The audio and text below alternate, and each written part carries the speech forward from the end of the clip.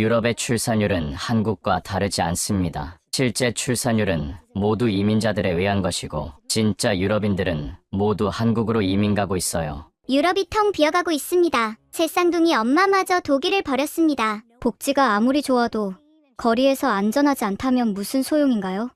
독일 미넨의 유명 건축가 카타리나 씨가 모든 것을 포기하고 한국행을 선택한 충격적인 이유. 지금부터 그녀의 놀라운 사연을 들어보겠습니다. 제 이름은 카타리나입니다. 35살이고 독일 미넨에서 건축 설계사로 일하고 있습니다. 남편 토마스는 IT 보안 전문가이고 저희에게는 7살 일란성 새 쌍둥이 딸들이 있습니다. 엘리자, 소피아, 마리아. 그날은 평범한 토요일 오후였습니다. 마리엔플라츠에서 쇼핑을 마치고 유반으로 집에 돌아가는 길이었죠. 주말 오후에 미넨 지하철은 늘 그렇듯 복잡했습니다. 엄마, 피곤해요. 막내 마리아가 투정을 부렸습니다. 새 쌍둥이지만 마리아는 몇 분 늦게 태어났거든요. 조금만 참아. 곧 집이야. 에스컬레이터를 타고 플랫폼으로 내려가는데 갑자기 웅성거리는 소리가 들렸습니다. 5명 정도의 젊은이들이 승객들 사이를 비집고 다니며 무언가를 하고 있었습니다. 순간적으로 불안감이 엄습했습니다. 최근 미넨 지하철에서 소매치기 사건이 급증했다는 뉴스를 본 기억이 났거든요. 얘들아, 엄마 손 꼭 잡아. 새 아이의 손을 꼭 붙잡고 벽 쪽으로 이동했습니다. 하지만 그들은 이미 우리를 타겟으로 정한 것 같았습니다. 엔투슐디궁, 비테. 한 명이 다가와 뭔가를 묻는 척했습니다. 독일어가 서툰 동유럽 억양이었습니다. 저는 고개를 저으며 지나가려 했지만 다른 2명이 양옆을 막아섰습니다. 미안하지만 급해요. 제가 단호하게 말했지만 그들은 비키지 않았습니다. 오히려 더 가까이 다가왔죠. 그때였습니다. 엄마. 소피아의 비명 소리에 돌아보니 한 명이 제 가방을 잡아당기고 있었습니다. 반사적으로 가방을 움켜쥐었지만 그 순간 더 큰 충격이 저를 덮쳤습니다. 엘리자가 없었습니다. 엘리자. 미친 듯이 주위를 둘러봤습니다. 불과 몇 초 사이에 첫째 딸이 사라진 것입니다. 플랫폼은 사람들로 가득했고 어디에도 엘리자의 모습은 보이지 않았습니다. 마인킨트. 내 아이가 없어졌어요. 독일어로 소리쳤지만 지나가는 사람들은 무관심했습니다. 소매치기들은 이미 사라졌고 저는 남은 2 아이를 꼭 끌어안은 채 엘리자를 찾아 헤맸습니다. 그때 저 멀리서 울음소리가 들렸습니다. 플랫폼 반대편 끝, 화장실 입구 근처에 엘리자가 서 있었습니다. 다행히 무사했지만 얼굴은 눈물로 범벅이 되어 있었습니다. 엘리자. 달려가서 아이를 끌어안았습니다. 그 짧은 5분이 제 인생에서 가장 길고 끔찍한 시간이었습니다. 엄마. 무서웠어요. 아저씨들이 막 밀치고 경찰에 신고했지만 그들의 반응은 충격적이었습니다. 프라우 카타리나, 다치지 않으셨다니 다행이네요. 요즘 이런 일이 하도 많아서 제 딸이 실종될 뻔했어요. 고작 7살인데요. 네, 이해합니다. 하지만 실제로 피해가 발생하지 않았고 용의자들도 이미 사라졌으니 담당 경찰관은 형식적으로 신고서만 작성하고 돌아갔습니다. 집으로 돌아오는 길, 새 아이들은 제 옷자락을 꼭 붙잡고 있었습니다. 평소에는 씩씩하고 활발한 아이들이었는데 그날 이후로 지하철만 타면 불안해했습니다. 엄마, 이제 지하철 타기 싫어요. 또 그 아저씨들 만나면 어떡해요? 아이들의 말에 가슴이 찢어지는 것 같았습니다. 제가 태어나고 자란 독일, 세계에서 가장 안전하다고 믿었던 이 나라에서 제 아이들을 지킬 수 없다는 현실이 너무나 충격적이었습니다. 그날 밤, 토마스와 긴 대화를 나눴습니다. 여보, 오늘 정말 무서웠어. 엘리자가 정말로 사라질 뻔했어. 경찰은 뭐라고 했어? 요즘 흔한 일이래. 어떻게 그게 흔한 일이 될 수 있어? 토마스도 한숨을 쉬었습니다. IT 보안 전문가인 남편도 최근 독일의 치안 악화를 체감하고 있었거든요. 하지만 이것은 시작에 불과했습니다. 앞으로 우리 가족에게 닥칠 더 큰 시련들을 그때는 미처 알지 못했습니다. 사건이 일어나기 전까지 저희는 정말 행복한 가족이었습니다. 저는 미넨 공과대학을 졸업하고 독일에서 손꼽히는 건축사무소에서 프로젝트 매니저로 일하고 있었습니다. 주로 친환경 건축물을 설계하는 일이었죠. 토마스는 글로벌 IT 기업의 보안 전문가로 저희는 전형적인 독일 중산층 전문직 부부였습니다. 제 쌍둥이를 임신했을 때의 충격을 아직도 잊을 수 없습니다. 카타리나, 축하합니다. 3명입니다. 의사의 말에 토마스와 저는 서로를 멍하니 바라봤습니다. 하나도 벅찬데 셋이라니. 하지만 독일의 복지 시스템은 정말 훌륭했습니다. 출산 휴가는 3년, 매달 육아 수당, 무상 의료 서비스, 공립 유치원. 제 쌍둥이를 키우는 것이 쉽지는 않았지만 적어도 경제적인 걱정은 없었습니다. 우리가 사는 동네는 미넨, 슈바빙 지역의 조용한 주택가였습니다. 200년 된 건물을 리모델링한 아파트였는데 제가 직접 인테리어를 설계했죠. 아이들 방은 파스텔 톤으로 꾸미고 거실 한쪽에는 놀이 공간을 만들었습니다. 엄마, 우리 집이 제일 예뻐요. 엘리자가 자주 하는 말이었습니다. 정말 그랬습니다. 발코니에서는 잉글리셔 가르텐이 보였고 도보로 5분 거리에 아이들이 다니는 공립 초등학교가 있었습니다. 매일 아침 7시 30분 저는 세 아이를 차례로 깨웠습니다. 엘리자, 소피아, 마리아, 일어날 시간이야. 똑같은 얼굴에 세 딸이 하나둘 눈을 뜨는 모습은 언제 봐도 신기했습니다. 유전자의 신비라고 할까요? 아침 식사는 늘 정성스럽게 준비했습니다. 통밀빵에 치즈와 햄, 신선한 과일, 그리고 따뜻한 코코아. 독일식 아침 식사였죠. 엄마, 오늘 학교에서 뭐 해요? 오늘은 체육 시간에 수영장 간다고 했잖아. 아, 맞다. 수영복 챙겼어요. 학교까지는 걸어서 10분. 아이들은 손을 잡고 나란히 걸었습니다. 지나가는 이웃들은 늘 미소를 지으며 인사했죠. 구텐 모르겐, 프라우 카타리나, 쌍둥이들이 또 자랐네요. 제 쌍둥이에요. 헤어 슈미트. 아, 맞아요. 정말 대단하십니다. 학교는 전형적인 독일 공립학교였습니다. 다양한 배경의 아이들이 함께 공부했고 선생님들은 열정적이었습니다. 방과 후에는 학교에서 운영하는 돌봄 프로그램이 있어서 제가 퇴근할 때까지 아이들은 안전하게 지낼 수 있었습니다. 오후 4시에 사무소에서 퇴근하면 학교로 아이들을 데리러 갔습니다. 엄마, 3명이 동시에 달려오는 모습은 제 하루의 가장 큰 기쁨이었습니다. 집으로 돌아오는 길에는 동네 놀이터에 들르는 것이 일상이었습니다. 아이들은 그네를 타고 미끄럼틀을 타고 모래놀이를 했습니다. 저는 벤치에 앉아 다른 엄마들과 이야기를 나눴죠. 카타리나, 이번 주말에 우리 집에서 바베큐 파티 어때요? 좋아요. 아이들이 좋아하겠네요. 저녁은 온 가족이 함께 했습니다. 토마스는 6시면 퇴근해서 저녁 준비를 도왔습니다. 오늘 뭐 먹을까? 스파게티. 세 아이가 한 목소리로 외쳤습니다. 저녁 식사 후에는 숙제를 봐주고 함께 보드게임을 하거나 책을 읽었습니다. 9시가 되면 목욕을 시키고 잠자리에 들게 했죠. 엄마, 오늘도 이야기 들려주세요. 오늘은 무슨 이야기가 좋을까? 백설공주요. 똑같은 이야기를 매일 들어도 질리지 않는 아이들이었습니다. 주말에는 더 특별했습니다. 토요일 아침에는 파머스 마켓에 가서 신선한 식재료를 사고 오후에는 박물관이나 동물원에 갔습니다. 일요일에는 잉글리셔 가르텐에서 피크닉을 하거나 이자르 강변을 산책했죠. 아빠, 자전거 타고 싶어요. 좋아. 다 같이 자전거 타러 가자. 우리에게는 5대의 자전거가 있었습니다. 아이들은 아직 보조바퀴가 달린 작은 자전거를 탔지만 씩씩하게 페달을 밟았습니다. 정말 완벽한 삶이었습니다. 안정적인 직장, 사랑하는 가족, 아름다운 도시.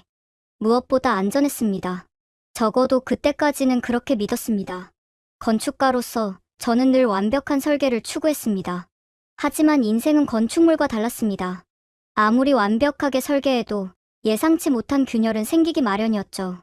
그 균열이 우리 가족의 행복한 일상을 무너뜨리기 시작한 것은 바로 그 지하철 사건 이후부터였습니다. 지하철 사건이 있은 지 한 달 후, 평범한 화요일 오후였습니다. 저는 사무실에서 새로운 프로젝트 도면을 검토하고 있었습니다. 미넨 외곽에 짓는 패시브 하우스 단지였죠. 그때 휴대폰이 울렸습니다. 학교 번호였습니다. 프라우 카타리나? 저는 소피아의 담임 교사 밀러입니다. 선생님의 목소리가 심상치 않았습니다. 무슨 일이세요? 소피아가 다쳤나요? 신체적으로는 다치지 않았습니다. 하지만 학교로 오실 수 있으신가요? 불안한 마음으로 상사에게 양해를 구하고 학교로 달려갔습니다. 교무실에 들어서자 소피아가 의자에 앉아 있었습니다. 얼굴이 눈물로 얼룩져 있었죠. 소피아. 제가 다가가자 아이는 제 품에 안겨 느꼈습니다. 엄마. 무서웠어요. 밀러 선생님이 조심스럽게 설명하기 시작했습니다. 오늘 점심시간에 사건이 있었습니다. 몇몇 고학년 학생들이 소피아와 친구들을 둘러싸고 뭘 했다는 거죠? 처음에는 장난처럼 시작했다고 합니다. 하지만 점점 거칠어졌고 소피아의 머리를 잡아당기고 가방을 빼앗아 내용물을 바닥에 쏟았습니다. 제 피가 거꾸로 솟았습니다. 그 학생들은 누구죠? 왜 그런 짓을 했습니까? 선생님은 한숨을 쉬었습니다. 최근에 전학 온 학생들입니다. 난민 출신 가정의 아이들이죠. 아마도 문화적 차이 때문인 것 같습니다. 문화적 차이요? 그 아이들의 문화에서는 여자아이들을 다르게 대하는 경향이 있습니다. 특히 금발에 파란 눈을 가진 아이들을 저는 믿을 수 없었습니다. 그래서 어떻게 하실 건가요? 그 학생들은 처벌받나요? 프라우 카타리나, 이해해주세요. 그 아이들도 전쟁과 폭력을 겪고 온 아이들입니다. 처벌보다는 교육과 이해가 필요합니다. 제 딸이 폭력을 당했는데 이해하라고요? 폭력이라고 하기에는 문화적 차이를 이해하고 서로 존중하는 법을 배워야 합니다. 저는 분노를 억누르며 물었습니다. 그럼 제 딸은 어떻게 보호받을 수 있나요? 소피아에게도 다양성을 존중하고 이해하는 교육을 하겠습니다. 그리고 당분간은 선생님들이 더 주의 깊게 지켜보겠습니다. 집으로 돌아오는 길, 소피아가 조금씩 자세한 이야기를 들려주었습니다. 엄마, 그 오빠들이 이상한 말을 했어요.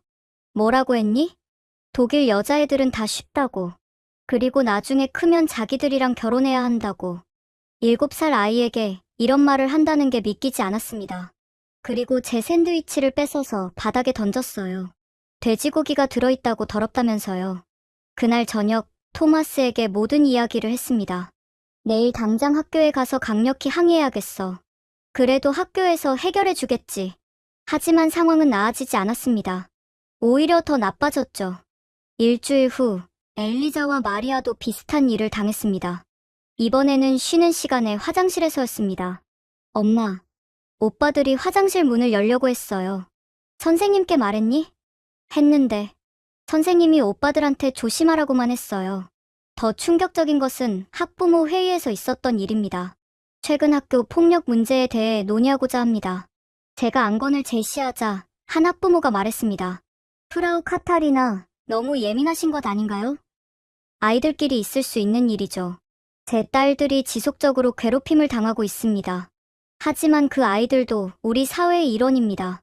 배척하기보다는 포용해야 하지 않을까요? 또 다른 학부모가 거들었습니다. 맞아요. 독일은 다문화 사회입니다. 우리 아이들도 다양성을 배워야 해요. 다양성을 배우는 것과 폭력을 당하는 것은 다릅니다.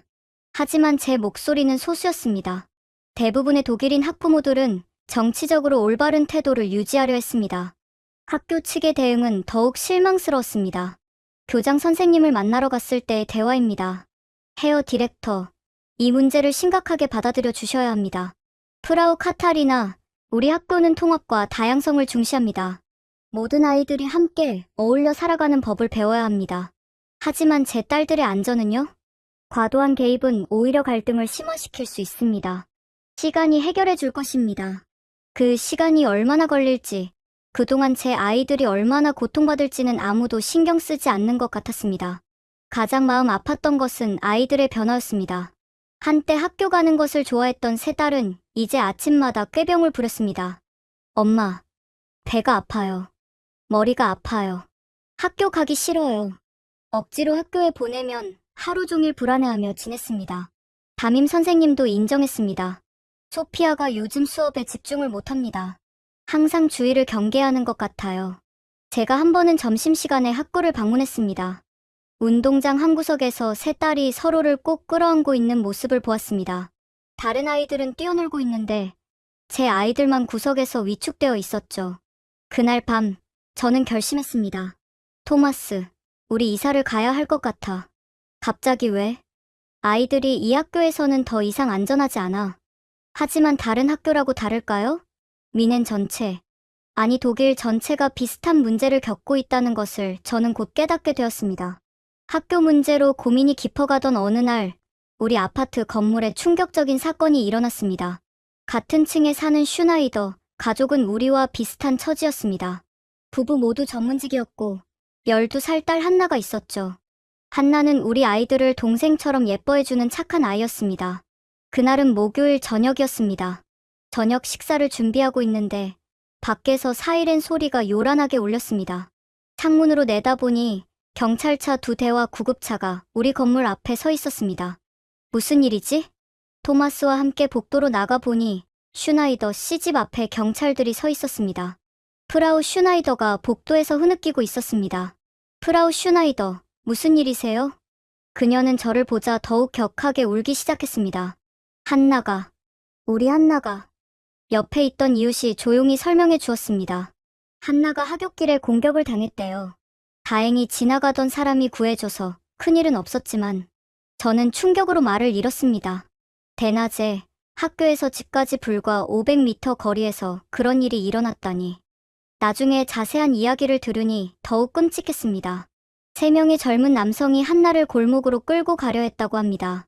한나가 필사적으로 저항하고 소리를 질러서 지나가던 행인이 달려왔고 그들은 도망쳤다고 합니다. 경찰은 뭐래요? 용의자를 찾고 있다고는 하는데 워낙 이런 일이 많아서 프라우 슈나이더는 그날 이후 완전히 다른 사람이 되었습니다. 한나를 혼자 학교에 보내지 않았고 항상 데리러 다녔습니다. 하지만 그것도 오래가지 않았습니다. 2달 후 슈나이더 가족은 이사를 갔습니다. 프라우 슈나이더가 떠나기 전에 저에게 한 말이 아직도 잊히지 않습니다.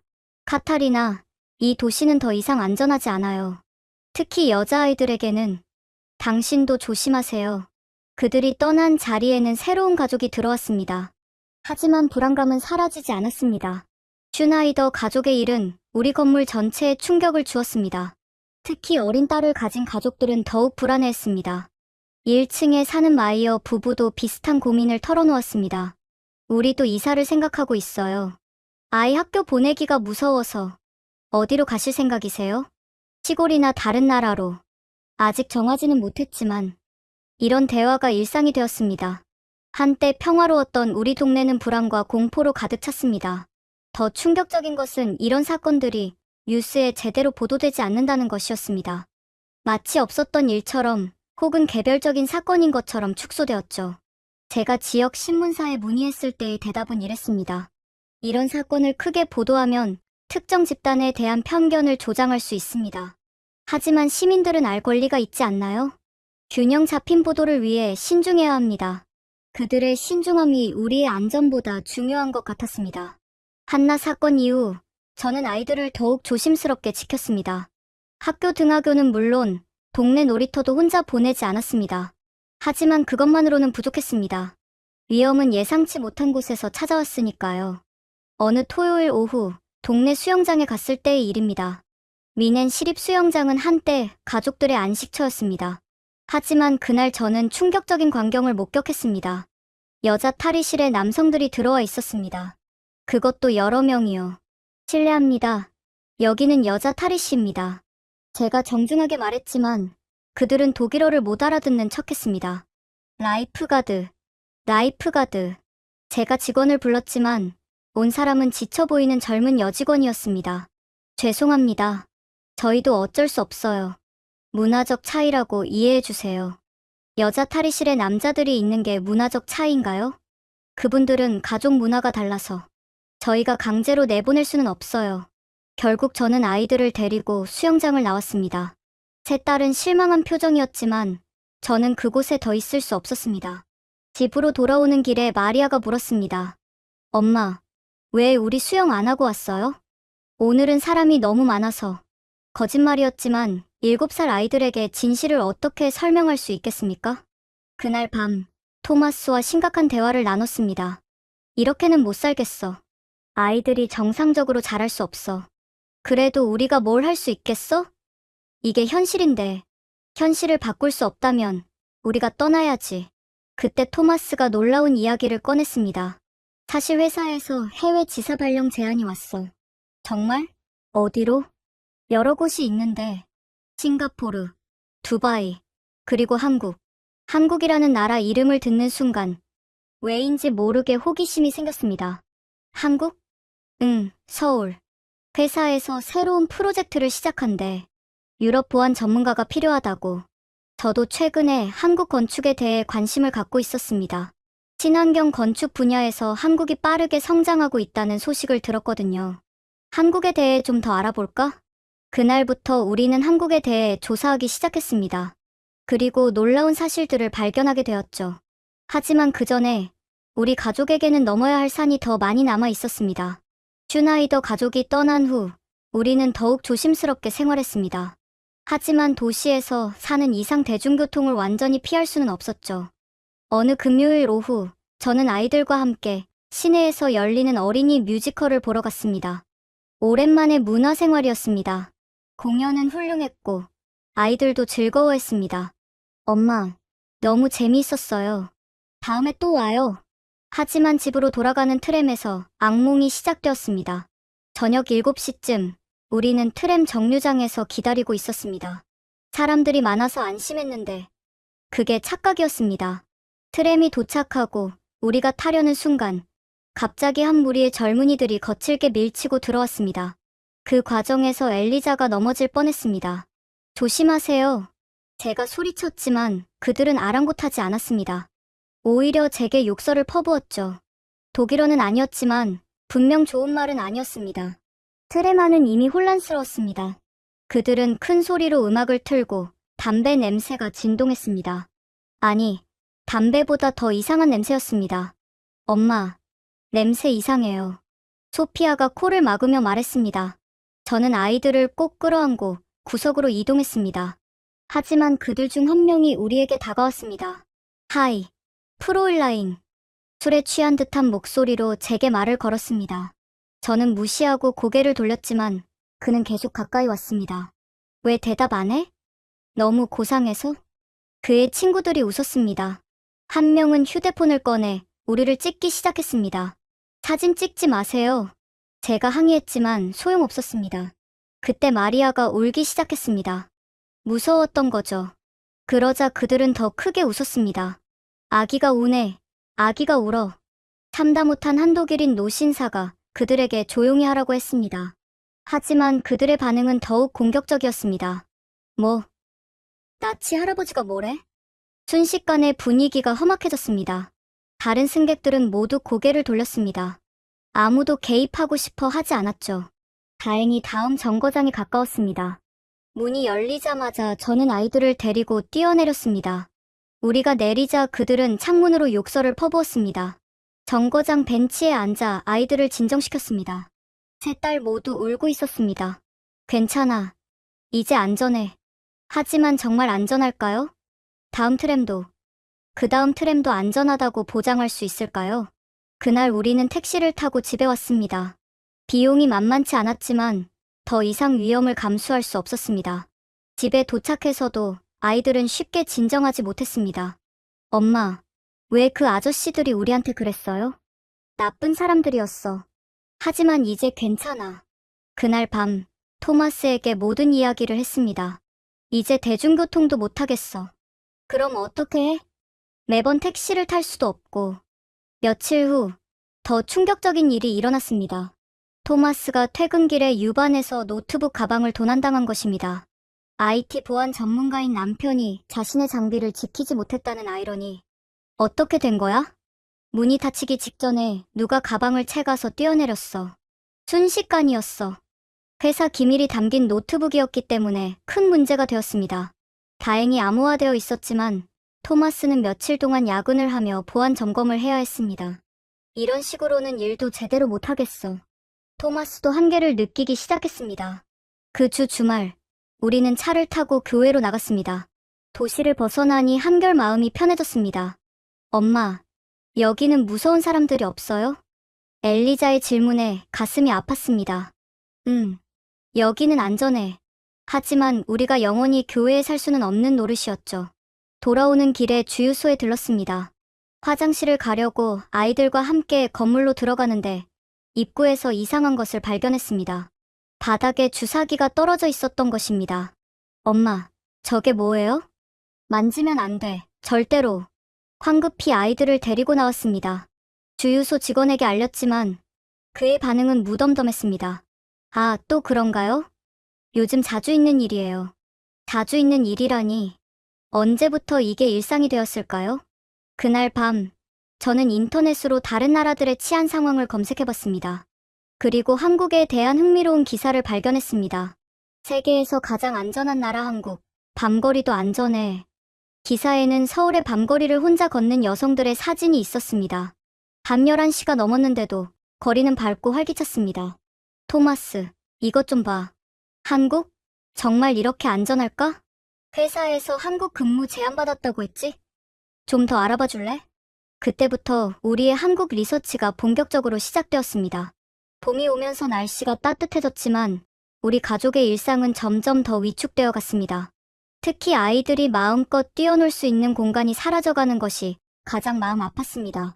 우리 아파트 근처에는 큰 놀이터가 있었습니다. 10년 전만 해도 미넨에서 가장 아름다운 어린이 놀이터로 뽑혔던 곳이죠. 하지만 이제는 완전히 달라졌습니다. 어느 토요일 오전, 오랜만에 아이들과 놀이터에 갔습니다.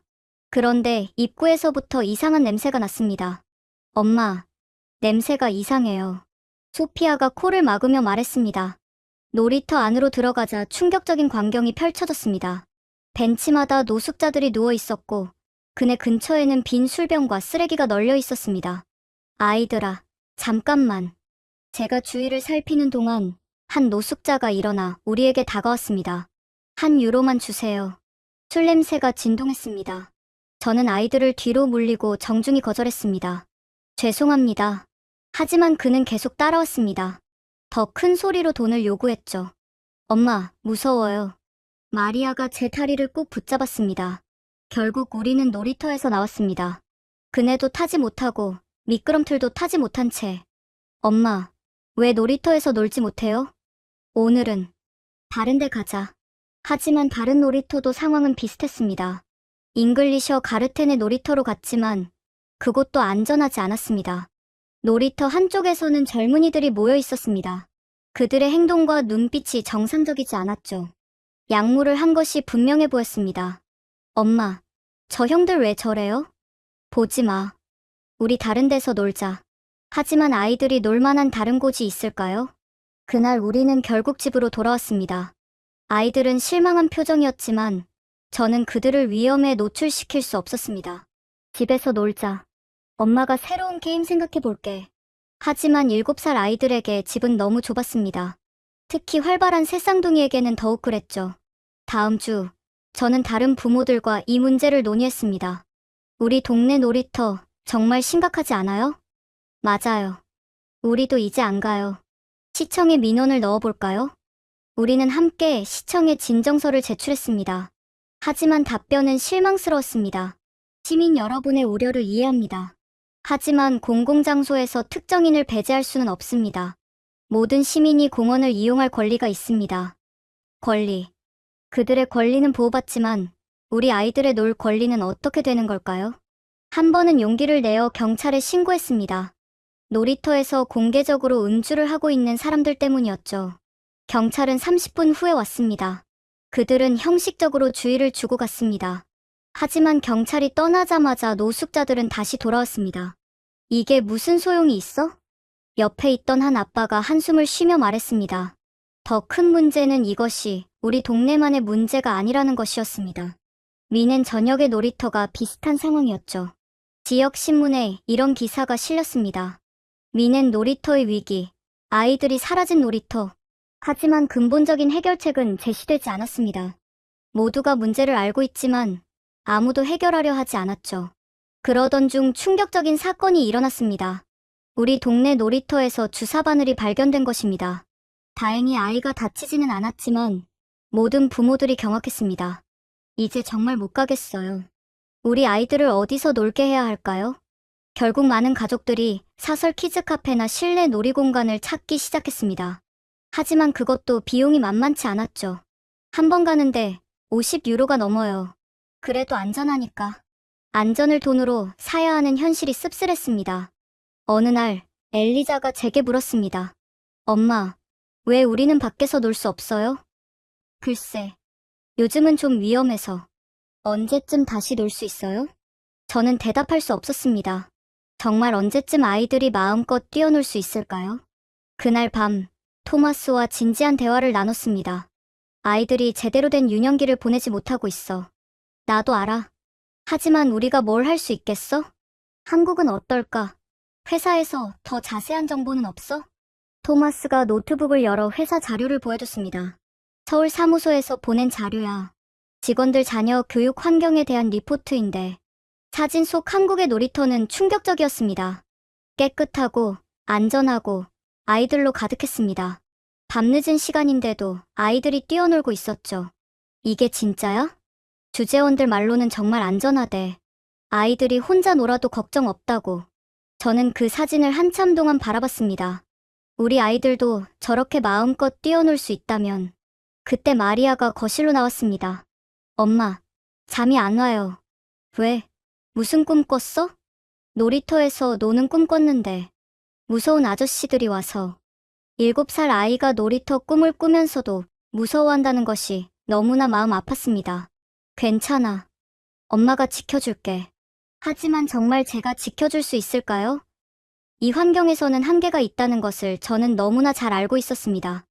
여름방학이 끝나고 새 학기가 시작되었습니다. 아이들이 2학년이 되면서 학교 생활에도 변화가 있을 거라 기대했지만 현실은 더욱 충격적이었습니다. 9월 둘째 주 학교에서 가정통신문이 왔습니다. 성교육 주간 안내문이었죠. 사랑하는 학부모님께 다음 주부터 전 학년 대상으로 포괄적 성교육을 실시합니다. 아이들이 건강한 성인식을 가질 수 있도록 7살 아이들에게 성교육이라니. 물론 기본적인 신체 교육은 필요하다고 생각했지만 불안한 마음이 들었습니다. 첫날, 아이들이 학교에서 돌아왔을 때 표정이 이상했습니다. 오늘 학교 어땠어? 엘리자가 머뭇거리며 대답했습니다. 엄마, 오늘 이상한 수업했어요. 무슨 수업? 몸에 대한 수업인데 너무 이상했어요. 소피아가 덧붙였습니다. 선생님이 이상한 그림 보여줬어요. 어른들 몸 그림이요. 저는 불안한 마음에 자세히 물어봤습니다. 어떤 그림이었는데? 옷 안 입은 어른들이 서로 안고 있는 그림이요. 저는 충격을 받았습니다. 7살 아이들에게 그런 그림을 보여준다고요? 다음날 즉시 학교에 찾아갔습니다. 담임 선생님과 면담을 요청했죠. 프라우 밀러, 어제 성교육 수업에 대해 우려가 있습니다. 아, 프라우 카타리나. 어떤 부분이 걱정되시나요? 7살 아이들에게 너무 노골적인 내용 아닌가요? 선생님은 미소를 지으며 대답했습니다. 독일은 열린 성교육을 지향합니다. 아이들이 자연스럽게 성을 이해하도록 돕는 거죠. 하지만 제 딸들이 충격을 받았어요. 적응이 문제입니다. 곧 익숙해질 거예요. 익숙해진다고요? 7살 아이들이 그런 것에 익숙해져야 한다는 건가요? 성교육 주간 내내 아이들은 불안해했습니다. 엄마, 오늘은 더 이상한 걸 배웠어요. 뭘 배웠는데? 아기가 어떻게 생기는지 너무 자세하게 알려줬어요.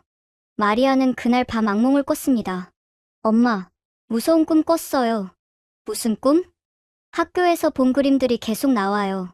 더 충격적인 것은 성교육 자료였습니다. 아이들이 가져온 책자를 보고 저는 경악했습니다. 성인도 민망할 정도로 노골적인 그림들.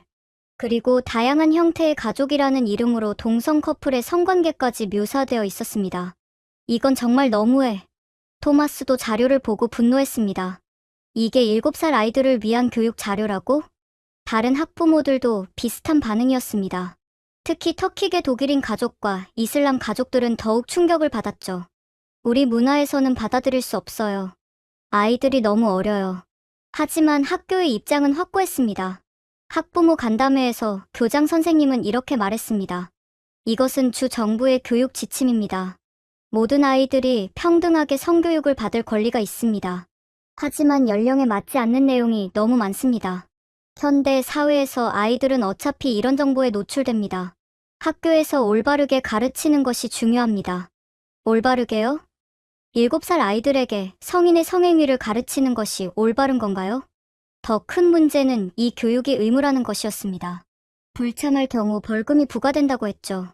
자녀를 성교육에 참여시키지 않으면 법적 조치를 받을 수 있습니다. 한 학부모가 항의했습니다. 그럼 우리 아이들을 강제로 이런 교육에 노출시켜야 한다는 건가요? 이것은 아동의 교육받을 권리입니다. 권리. 또 권리였습니다. 하지만 순수함을 지킬 권리는 없는 건가요? 성교육 주간이 끝난 후 우리 아이들은 확실히 달라졌습니다. 한때 순수했던 대화와 행동에 이상한 것들이 섞이기 시작했죠. 엄마, 친구가 이상한 말 했어요. 무슨 말? 여기서 말하기 그런데 7살 아이가 말하기 그런 것을 알게 되었다는 사실이 너무나 슬펐습니다. 어느 날 소피아가 울면서 집에 왔습니다. 엄마, 남자애들이 자꾸 이상한 걸 보여줘요. 뭘 보여주는데? 성교육 시간에 배운 거. 자꾸 흉내내요. 저는 즉시 학교에 항의했지만 답변은 여전히 실망스러웠습니다. 아이들이 배운 것을 표현하는 것은 자연스러운 현상입니다. 그게 자연스럽다고요? 시간이 지나면 진정될 것입니다. 하지만 시간이 지나도 상황은 나아지지 않았습니다. 오히려 더 심해졌죠. 한 번은 엘리자가 질문했습니다. 엄마, 아기는 정말 그렇게 생기는 거예요? 그건 나중에 크면 알게 될 거야. 하지만 선생님은 지금 알아야 한다고 했어요. 저는 할 말을 잃었습니다. 제 딸의 순수함을 지켜주고 싶었지만 학교가 그것을 강제로 빼앗아 가고 있었습니다. 토마스와 상의 끝에 교육청에 정식으로 이의를 제기했습니다. 하지만 답변은 더욱 충격적이었습니다. 성교육은 아동의 성적 자기결정권을 보호하기 위한 필수 교육입니다. 조기 교육을 통해 아동 성범죄를 예방할 수 있습니다. 예방이라고요? 오히려 아이들의 순수함을 파괴하고 있는 것 같은데요. 그 무렵 한국에서 온 이메일을 받았습니다. 토마스 회사의 서울지사에서 보낸 것이었죠. 한국 학교의 교육 환경에 대해 문의하셨다고 들었습니다. 한국은 아동의 발달 단계에 맞는 교육을 중시합니다. 특히 초등학교 저학년의 경우. 메일을 읽으며 저는 놀랐습니다. 한국에서는 초등학교 저학년에게 이런 노골적인 성교육을 하지 않는다고 했습니다. 대신 기본적인 신체 안전 교육과 타인 존중 교육에 중점을 둔다고요. 토마스, 이것 좀 봐. 한국은 정말 다르네. 우리 아이들이 다시 순수해질 수 있을까? 그날 밤, 세 딸이 잠든 모습을 보며 많은 생각을 했습니다. 7살 아이들이 알아야 할 것과 알지 말아야 할 것의 경계를 누가 정하는 걸까요? 적어도 제가 아는 한 그 경계를 정하는 것은 부모의 권리이자 의무여야 합니다.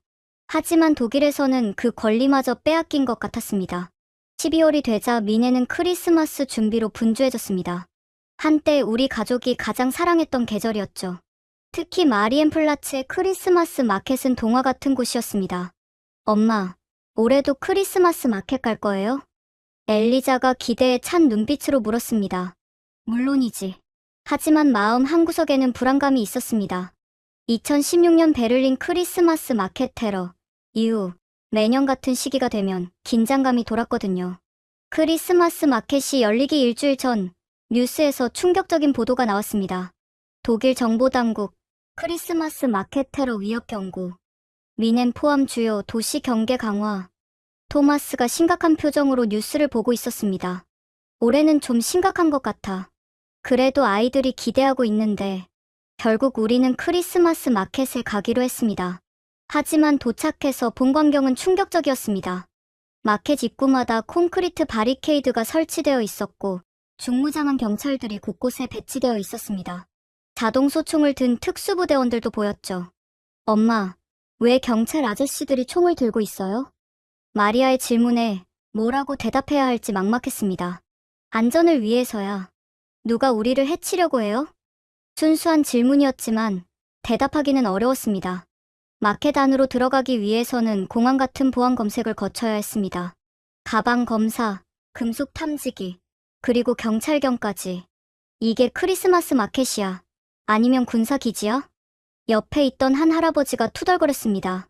겨우 안으로 들어갔지만 분위기는 예전 같지 않았습니다. 사람들의 표정에는 긴장감이 역력했고 다들 주위를 경계하고 있었죠. 엄마, 글리바인 마실래요? 아이들은 여전히 크리스마스 마켓을 즐기려 했지만 저는 계속 불안했습니다. 그때였습니다. 갑자기 큰 소리가 들렸고 사람들이 비명을 지르며 뛰기 시작했습니다. 테러다. 누군가 소리쳤고 순식간에 패닉 상태가 되었습니다. 저는 반사적으로 아이들을 끌어안고 몸을 낮췄습니다. 제 딸은 공포에 질려 울기 시작했습니다. 엄마. 혼란 속에서 사람들이 밀치고 넘어졌습니다. 다행히 우리는 가판대 뒤로 피할 수 있었습니다. 몇 분 후 상황이 정리되었습니다. 테러가 아니라 누군가 실수로 떨어뜨린 철제 간판 소리였다는 것이 밝혀졌죠. 하지만 그 짧은 순간의 공포는 모두에게 트라우마를 남겼습니다. 괜찮아. 이제 안전해. 아이들을 달래려 했지만 저도 온몸이 떨리고 있었습니다. 집에 가요, 엄마. 소피아가 울먹이며 말했습니다. 결국 우리는 마켓을 빠져나왔습니다.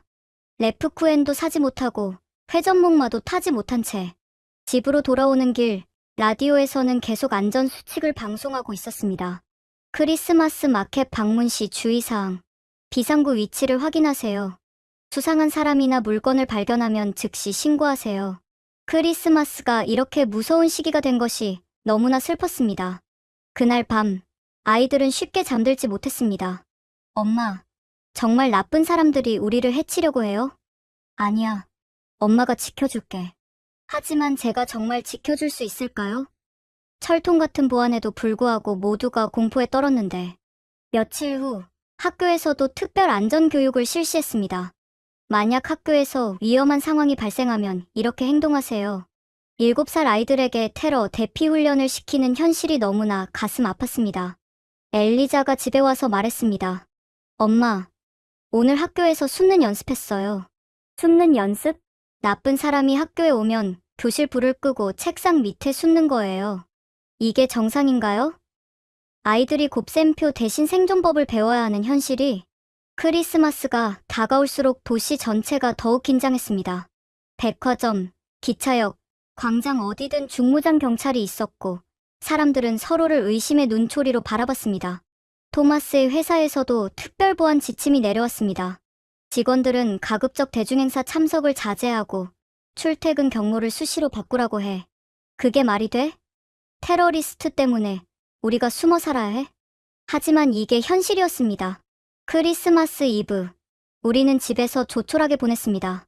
한때는 교회에 가고 마켓을 돌며 캐럴을 들었지만 이제는 너무 위험했습니다. 엄마, 내년에는 진짜 크리스마스 마켓 갈 수 있을까요? 마리아의 질문에 저는 대답할 수 없었습니다. 그때 토마스가 노트북을 보여줬습니다. 여기 좀 봐. 서울의 크리스마스 풍경이야. 화면에는 화려한 일루미네이션과 즐거운 사람들로 가득한 서울의 모습이 있었습니다. 바리케이드도 중무장 경찰도 없었죠. 와, 예뻐요. 아이들이 화면에 빠져들었습니다. 저기는 무서운 사람들이 없나 봐요. 엘리자의 말에 가슴이 찡했습니다. 그날 밤, 저는 깊은 생각에 빠졌습니다. 우리가 지켜온 전통과 문화가 공포 때문에 사라지고 있었습니다. 그리고 그 공포는 우리 아이들의 마음속 깊이 자리 잡고 있었죠. 더 이상 이렇게 살 수는 없다는 생각이 들었습니다. 새해가 밝았지만 우리 가족의 일상은 더욱 위축되어 있었습니다. 크리스마스 마켓에서의 패닉 이후 아이들은 사람이 많은 곳을 두려워했습니다. 그런 와중에 토마스에게 중요한 이메일이 도착했습니다. 카타리나, 큰일이야. 1월 셋째 주 월요일 저녁 토마스가 노트북을 들고 흥분해서 들어왔습니다. 무슨 일이야? 회사에서 정식 제안이 왔어. 서울지사 보안 총괄 매니저 자리야. 저는 이메일을 자세히 읽어봤습니다. 조건은 놀라웠습니다. 급여가 현재보다 30% 인상? 그것뿐만이 아니야. 주거 지원, 자녀 교육비 지원, 연간 귀국 항공료까지. 가장 인상적인 부분은 가족 지원 프로그램이었습니다. 귀하의 배우자가 건축가임을 고려하여 한국건축회사와의 네트워킹을 지원하겠습니다. 또한 새 자녀의 국제학교 입학을 보장합니다. 이렇게 좋은 조건이 가능해? 한국 IT 산업이 급성장하면서 유럽 전문가가 절실하대. 특히 보안 분야는 더욱 그렇고. 며칠 후 더 놀라운 연락이 왔습니다. 이번에는 저에게 온 것이었죠. 한국의 유명 건축사무소에서 연락이 왔습니다. 제가 설계한 미넨의 패시브 하우스 프로젝트를 보고 관심을 가졌다고 했습니다. 프라우 카타리나, 한국도 이제 친환경 건축에 큰 관심을 갖고 있습니다. 당신의 경험이 꼭 필요합니다. 화상 미팅을 했는데 상대방의 열정이 인상적이었습니다. 한국은 지금 건축의 패러다임이 바뀌고 있어요. 유럽의 선진 기술과 한국의 혁신을 결합하면 놀라운 결과를 만들 수 있을 겁니다. 하지만 저는 한국어를 못하는데요. 걱정 마세요. 저희 회사는 국제 프로젝트가 많아서 영어 소통이 가능합니다. 그리고 한국어 교육도 지원해 드릴게요. 제안 내용은 파격적이었습니다. 프리랜서 계약으로 시작해서 원한다면 정규직 전환도 가능하다고 했습니다. 그 주 주말, 우리는 가족회의를 했습니다. 얘들아, 중요한 이야기가 있어. 세 딸이 진지한 표정으로 앉았습니다. 아빠가 한국에서 일하게 될 수도 있어. 우리 모두 한국으로 이사 가는 거야. 아이들의 반응은 예상외였습니다. 정말요? 우리 한국 가는 거예요? 그럼 더 이상 무서운 일 없어요? 한국 친구들 사귈 수 있어요? 부정적인 반응이 전혀 없었습니다. 오히려 기대에 부풀어 있었죠. 하지만 현실적인 문제들이 있었습니다. 언어 문제는 어떻게 하지? 아이들 적응은? 정말 모든 걸 포기하고 갈 수 있을까? 그때 소피아가 말했습니다. 엄마, 여기서는 학교 가기 무서워요. 한국은 안 무섭다고 했잖아요. 엘리자도 거들었습니다. 맞아요. 그리고 한국 사진 봤는데 정말 안전해 보였어요. 마리아는 더 단순했습니다. 이모가 있는 곳이면 좋아요. 그렇습니다. 제 여동생이 한국인과 결혼해서 서울에 살고 있었죠. 작년에 한 번 만났는데 정말 행복해 보였습니다. 저는 여동생에게 전화를 걸었습니다. 카타리나 언니, 정말 한국 올 거예요? 아직 고민 중이야. 정말 살만해? 언니, 여기 정말 좋아요. 특히 아이들 키우기에는 최고예요. 여동생은 구체적인 정보들을 알려줬습니다. 우선 치안이 정말 좋아요. 밤에도 안전하게 다닐 수 있고, 아이들 혼자 학교 보내도 걱정 없어요. 학교는 어때? 국제학교도 많고 수준도 높아요. 그리고 한국 아이들이 정말 예의 바르고 공부도 열심히 해요. 생활비는?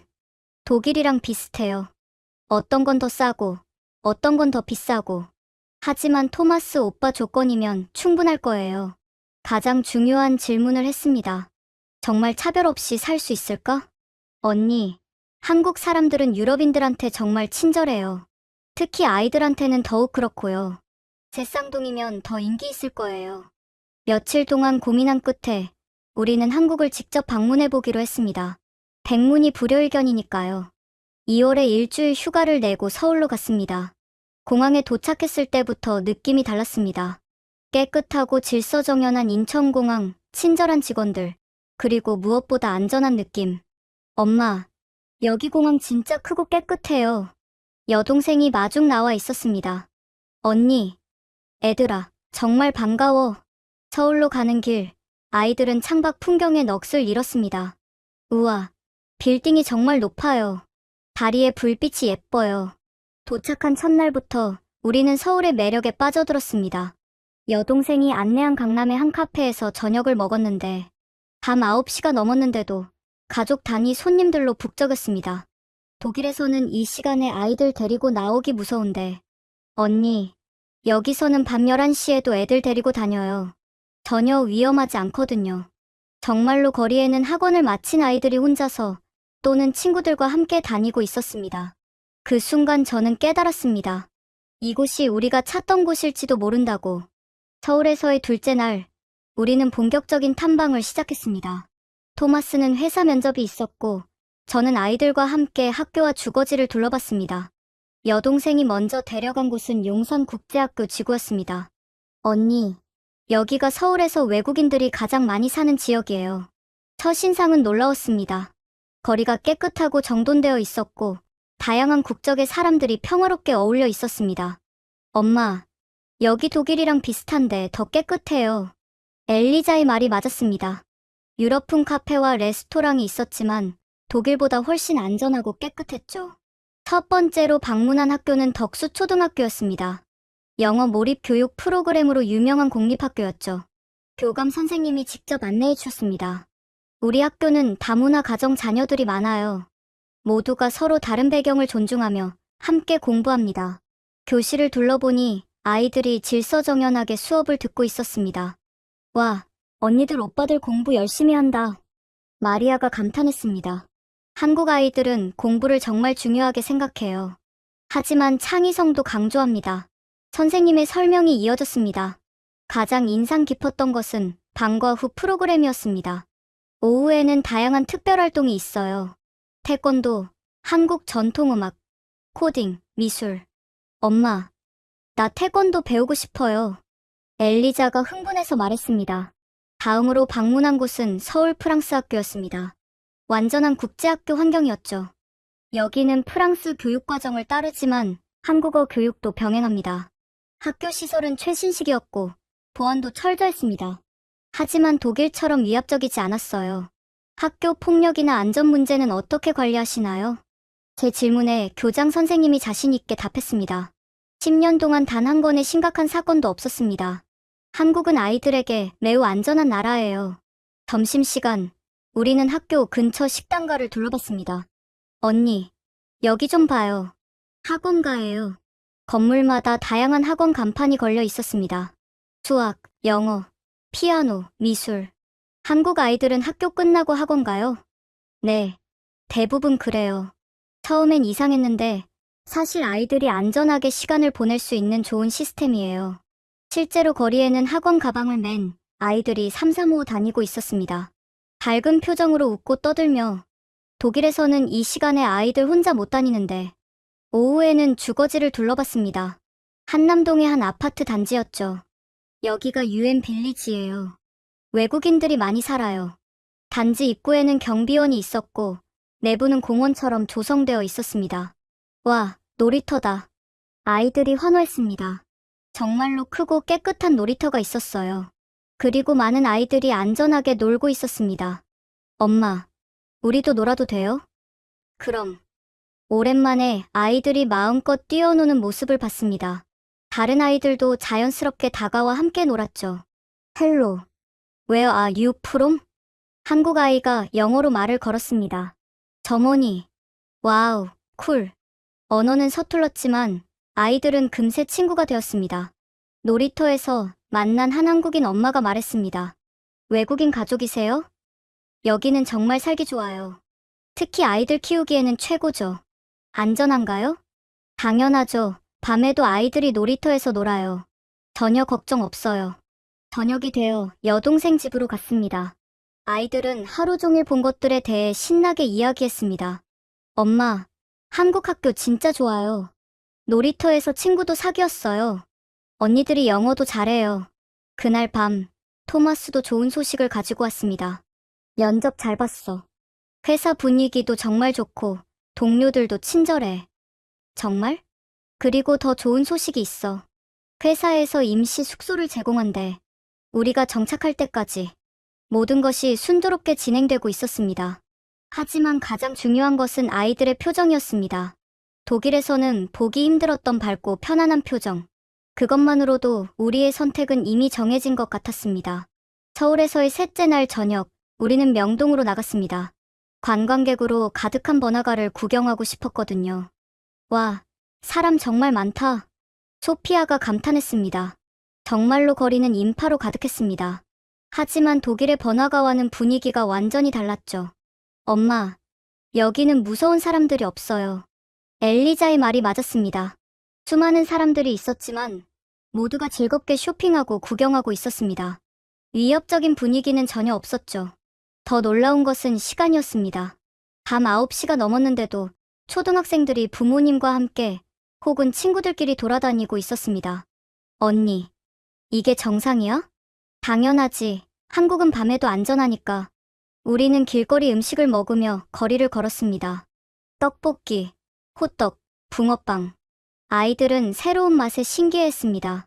엄마, 이거 맛있어요. 조금 매워도 괜찮아요. 그때 갑자기 큰 음악 소리가 들렸습니다. 길거리 공연이 시작된 것이었죠. 젊은이들이 춤을 추고 노래를 부르고 있었습니다. 관객들은 박수를 치며 즐거워했고 우리 아이들도 음악에 맞춰 몸을 흔들었습니다. 독일에서는 이런 거 상상도 못했는데 토마스가 감탄했습니다. 정말로 독일에서는 밤에 이런 공연을 하면 위험했을 겁니다. 취객이나 불량배들이 문제를 일으킬 가능성이 높았죠. 하지만 여기서는 모두가 평화롭게 공연을 즐기고 있었습니다. 경찰도 보이지 않았지만 아무 문제가 없었죠. 공연이 끝나고 우리는 명동 대성당 쪽으로 걸어갔습니다. 우와, 교회다. 아이들이 환호했습니다. 대성당은 아름답게 조명되어 있었고 많은 사람들이 사진을 찍고 있었습니다. 엄마, 사진 찍어요. 우리도 계단에서 가족 사진을 찍었습니다. 지나가던 한국인이 친절하게 사진을 찍어주겠다고 나섰죠. 가족이 많네요. 새쌍둥이? 네. 와, 정말 복 받으셨어요. 한국에서는 아이가 많은 것을 축복으로 여기는 것 같았습니다. 독일에서는 가끔 눈총을 받았는데 말이죠. 영동을 떠나 남산 쪽으로 걸어갔습니다. 밤 10시가 가까워졌는데도 거리는 여전히 밝고 안전했습니다. 엄마, 저기 탑이 보여요. 남산타워가 아름답게 빛나고 있었습니다. 내일 저기 올라가 볼까? 네. 아이들은 신나했습니다. 가장 인상 깊었던 것은 밤늦은 시간에도 혼자 다니는 여성들이 많다는 것이었습니다. 조깅하는 사람, 강아지 산책시키는 사람, 편의점에서 물건 사는 사람. 언니, 정말 여자 혼자 다녀도 안전해? 당연하지. 나도 밤에 혼자 운동하러 다녀. 독일에서는 상상도 할 수 없는 일이었습니다. 호텔로 돌아가는 길에 편의점에 들렀습니다. 24시간 영업하는 작은 가게였죠. 안녕하세요.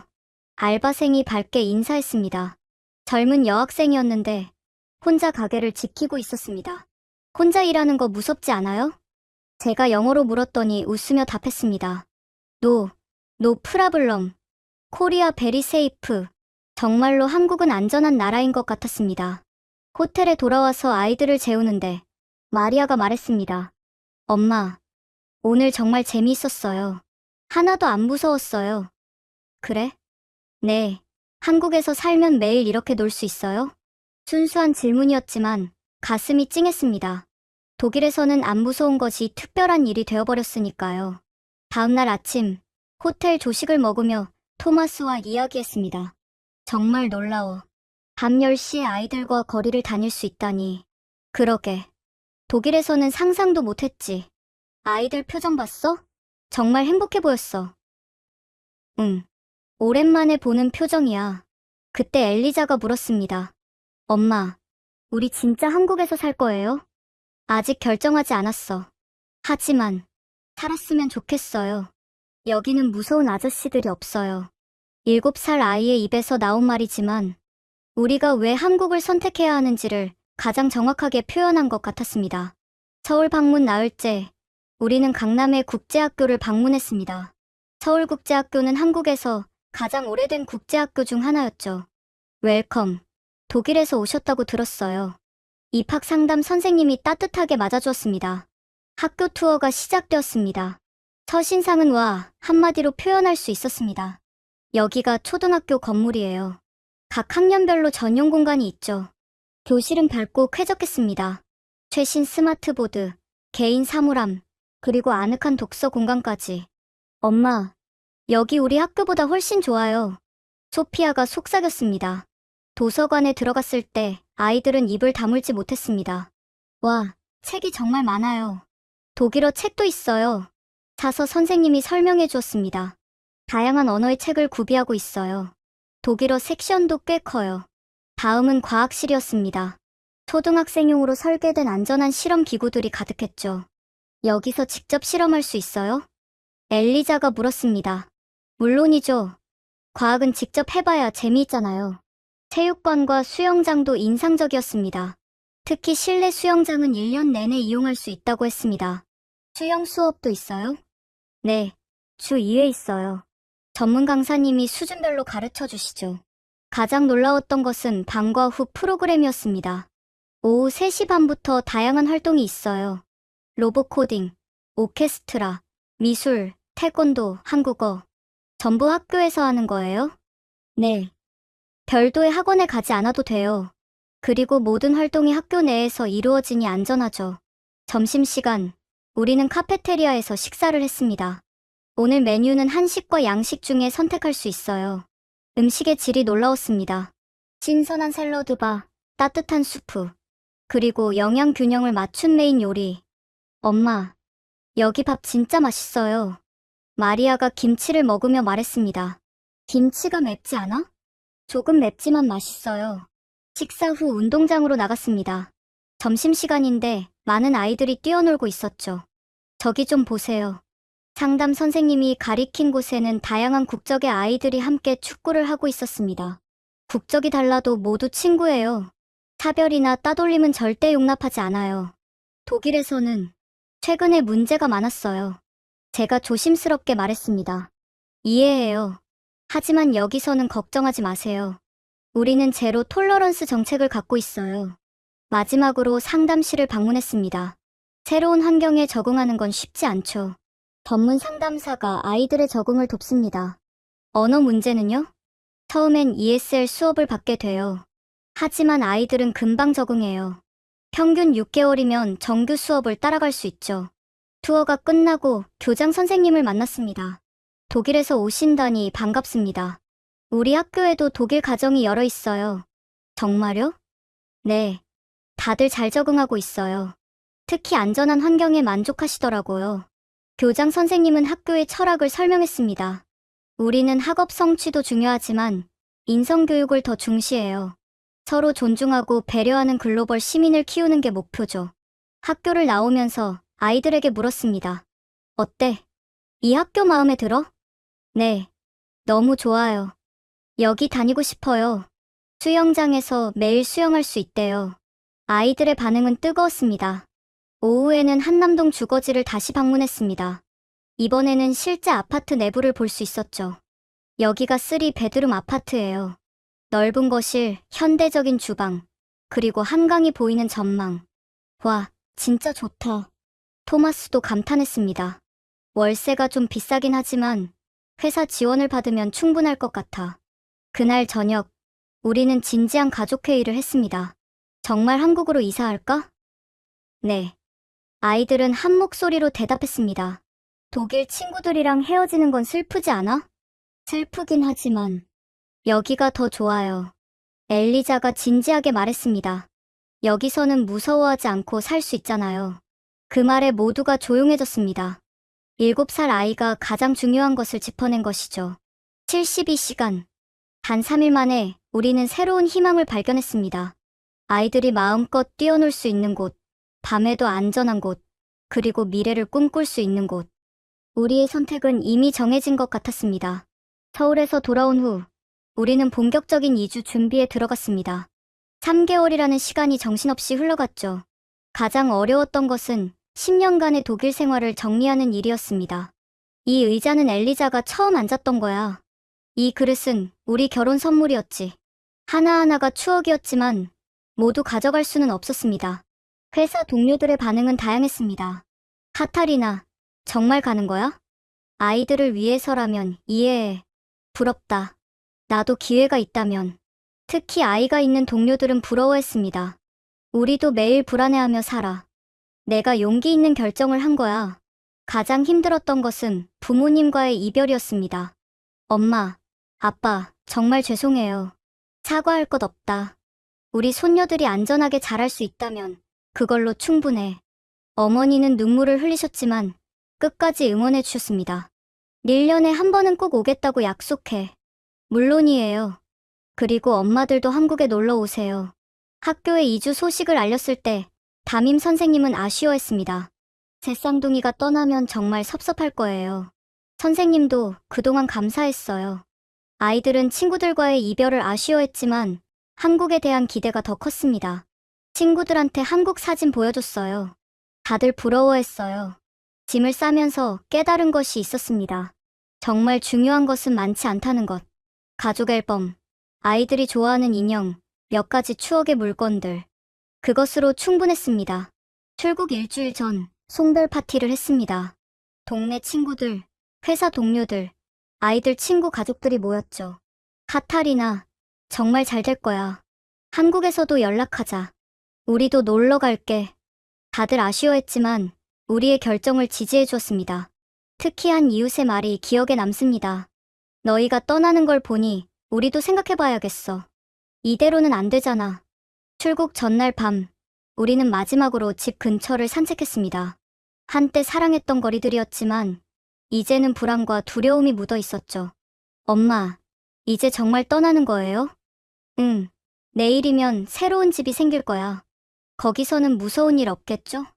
그럼 엄마가 약속할게. 공항 가는 날 아침, 비가 내렸습니다. 독일이 우리를 아쉬워하는 것 같았죠. 짐은 다 챙겼고, 여권은? 애들 좋아하는 곰 인형도? 마지막 점검을 하고 집을 나섰습니다. 현관문을 잠그면서 복잡한 감정이 들었습니다. 10년의 세월, 아이들이 태어나고 자란 곳. 하지만 더 이상 안전하지 않은 곳. 공항으로 가는 택시 안에서 아이들은 의외로 차분했습니다. 엄마, 비행기 타면 얼마나 걸려요? 11시간 정도야. 와, 정말 멀구나. 하지만 도착하면 이모가 기다리고 있을 거야. 공항에 도착했을 때 놀랍게도 몇몇 친구들이 배웅 나와 있었습니다. 그래도 인사는 해야지. 정말 고마워요. 마지막 포옹을 나누고 출국장으로 들어갔습니다. 보안 검색을 통과하면서 묘한 기분이 들었습니다. 독일의 삼엄한 보안. 이것도 이제 추억이 되겠죠. 엄마, 이제 진짜 가는 거예요? 그래. 이제 새로운 모험이 시작되는 거야. 비행기에 오르면서 창밖을 봤습니다. 회색빛 독일 하늘. 언젠가는 그리워할지도 모르지만 지금은 떠날 때였습니다. 안녕, 독일. 마음속으로 작별 인사를 했습니다. 비행기가 이륙하자 아이들이 환호했습니다. 와, 진짜 한국 간다. 11시간의 비행. 새로운 삶을 향한 여정이 시작되었습니다.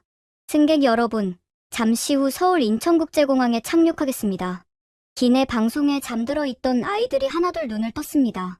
엄마, 벌써 도착했어요? 응, 이제 한국이야.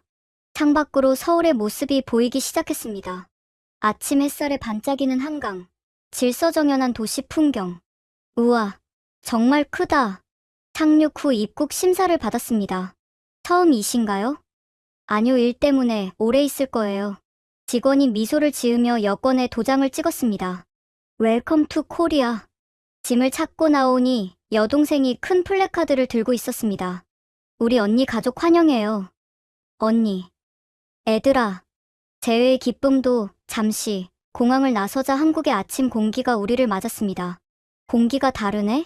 습하지? 여름이니까. 하지만 곧 익숙해질 거야. 공항에서 서울로 가는 길, 아이들은 창밖 풍경에 넋을 잃었습니다. 엄마, 한글이 정말 많아요. 버스들이 다 깨끗해요. 사람들이 다 마스크를 썼어요. 여동생이 설명해 주었습니다. 한국 사람들은 미세먼지 때문에 마스크를 자주 써. 하지만 치안 때문은 아니야. 그 말에 다들 웃었습니다. 독일에서는 마스크 쓴 사람을 보면 불안했거든요. 회사에서 제공한 임시 숙소에 도착했습니다. 서비스 아파트먼트였는데 생각보다 넓고 쾌적했습니다. 와, 바닥이 따뜻해요. 온돌이야. 한국 전통 난방 시스템이지. 아이들은 신기해하며 바닥에 뒹굴었습니다. 독일에서는 바닥이 차가웠는데 짐을 대충 풀고 동네를 구경하러 나갔습니다. 첫인상은 깨끗하다였습니다. 거리에 쓰레기가 없고 건물들이 잘 관리되어 있었죠. 엄마, 여기 정말 깨끗해요. 더 놀라운 것은 사람들의 반응이었습니다. 어머, 새쌍둥이세요? 네. 아이고, 예쁘다. 복 받으셨네요.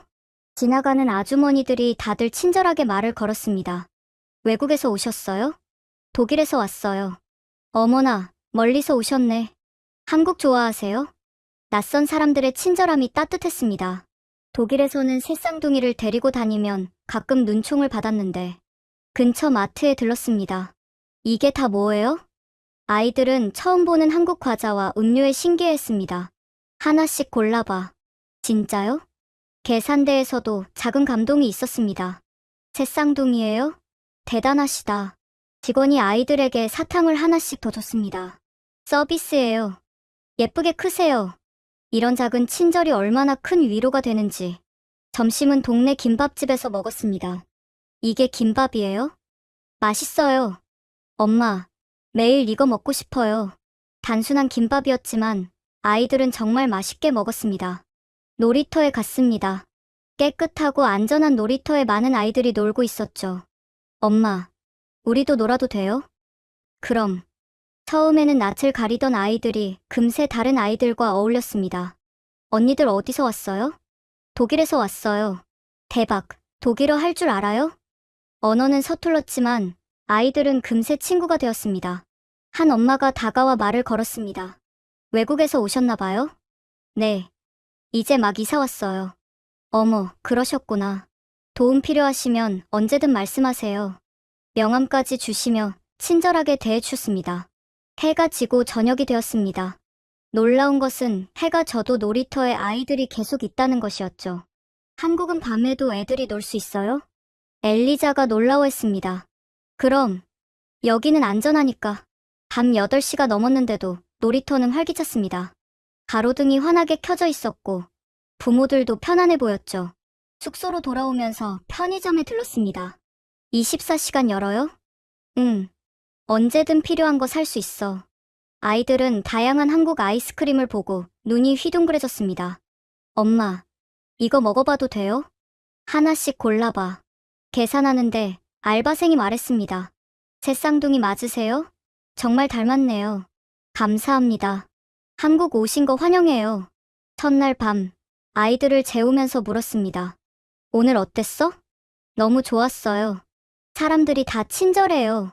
내일도 놀이터 갈 거예요? 독일에서의 불안했던 표정은 온데간데 없었습니다. 토마스와 나란히 누워 이야기했습니다. 정말 잘 온 것 같아.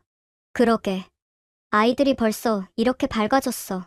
내일부터가 진짜 시작이지만 괜찮을 거야. 오늘 하루만 봐도 알 수 있잖아. 창밖으로 서울의 야경이 보였습니다. 불빛 가득한 도시. 하지만 독일과 달리 그 불빛이 따뜻하게 느껴졌습니다. 우리의 새로운 삶이 시작되었습니다.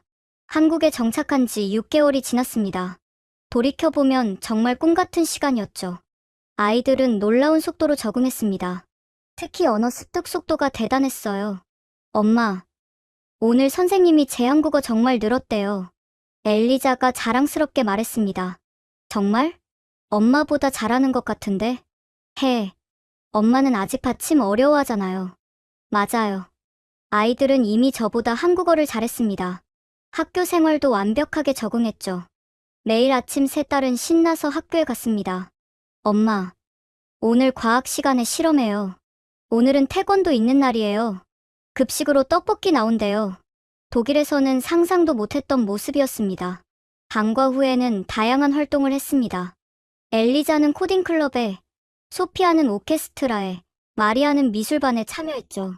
엄마, 내일 로봇 대회 나가요. 진짜? 대단한데. 모든 활동이 학교 안에서 안전하게 이루어졌습니다. 더 놀라운 변화는 일상에서 나타났습니다. 어느 날 소피아가 혼자 편의점에 다녀왔습니다. 엄마, 우유 사왔어요. 혼자 갔다 왔어? 네.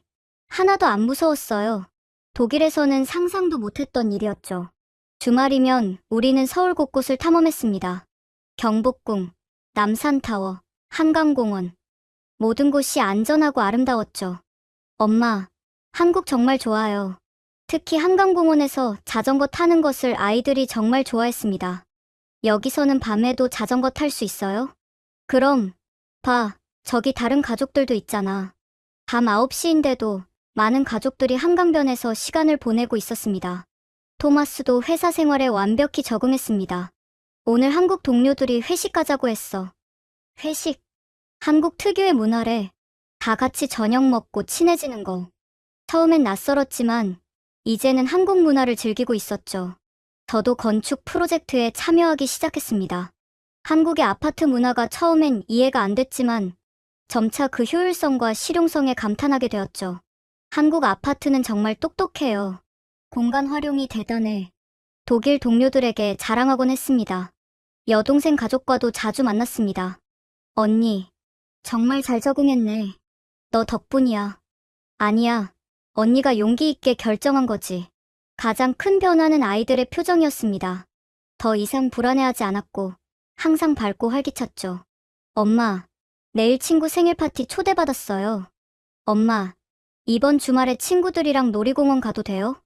엄마, 학교에서 캠프 간대요. 모든 것이 자연스럽고 평화로웠습니다. 밤에 혼자 학원에서 돌아오는 것도, 친구들과 편의점에 가는 것도, 주말에 놀이터에서 노는 것도, 독일에서는 상상도 못했던 일들이 한국에서는 일상이 되었습니다. 어느 날 마리아가 일기를 보여줬습니다. 오늘도 재미있었다. 학교 끝나고 친구들이랑 떡볶이 먹었다. 엄마한테 혼자 갔다 와도 되냐고 물었더니 그러라고 했다. 한국은 정말 좋다. 무서운 아저씨도 없고 나쁜 형들도 없다. 나는 한국이 좋다. 7살 아이의 일기였지만 우리가 왜 한국을 선택했는지를 가장 잘 보여주는 것 같았습니다.